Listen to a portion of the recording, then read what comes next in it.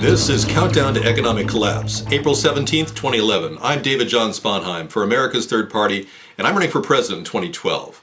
There's a lot of talk about cutting Medicare and Medicaid by Paul Ryan and the Republicans. That's a big mistake. What about cutting the SSI to non-U.S. citizens? Okay, let's quickly look at the socialsecurity.gov site and find out who qualifies to receive supplemental security income. If you're a non-citizen, you have to meet 8 criteria in order to qualify. One is lawfully admitted permanent resident, including Amerasian immigrants, conditional entrant under the immigration law in effect before April 1st, 1980, a parolee into the U.S. for a period of 1 year, refugee, asylee, or person whose deportation or removal is being withheld, a Cuban Haitian entrant under the Refugee Education Assistance Act, or under certain circumstances you, your child, or your parent has been subjected to battery or extreme cruelty while in the United States. Okay, to make matters worse, there's blatant corruption in the U.S. Census. They're counting illegals and non-Americans as residents. Ken Adachi of educate-yourself.org is quite upset. He says only American citizens have the constitutional authority and right to determine tax apportionment in the number of representatives in the U.S. House of Representatives, not foreign nationals. And he goes on to say, why is the U.S. Census Bureau counting their participation in a census in which they have no legal standing to participate in? Oh, it gets worse. There's a site, prisonersofthecensus.org, which exposes the fact that the 2010 census counted more than 2 million people in the wrong place. How will your legislative districts be drawn? It talks about prison-based gerrymandering, where prisoners are counted and they're added to the amount of money that districts get.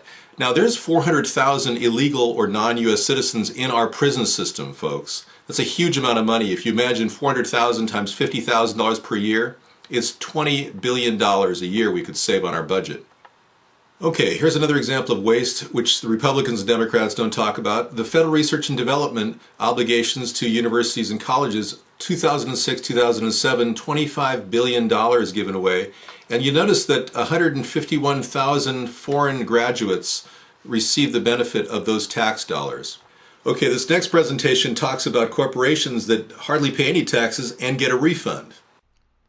ExxonMobil made $19 billion in profits in 2009, and they not only paid no federal income taxes, they actually received a $156 million rebate from the IRS.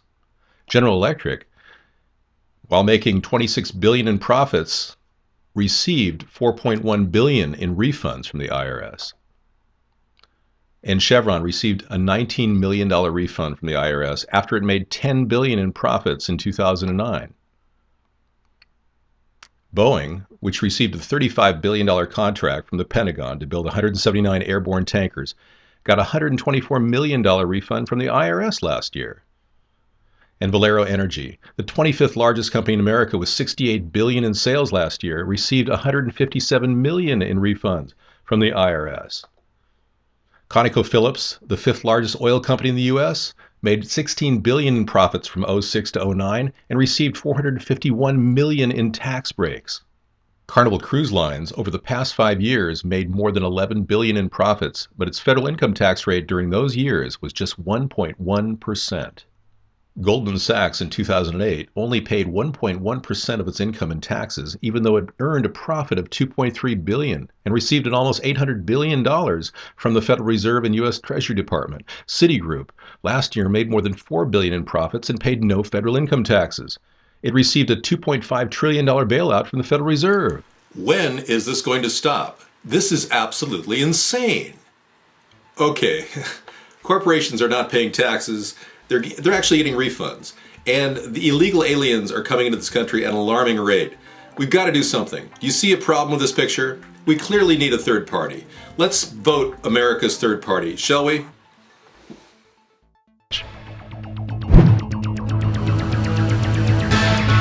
Check us out at americasthirdparty.com.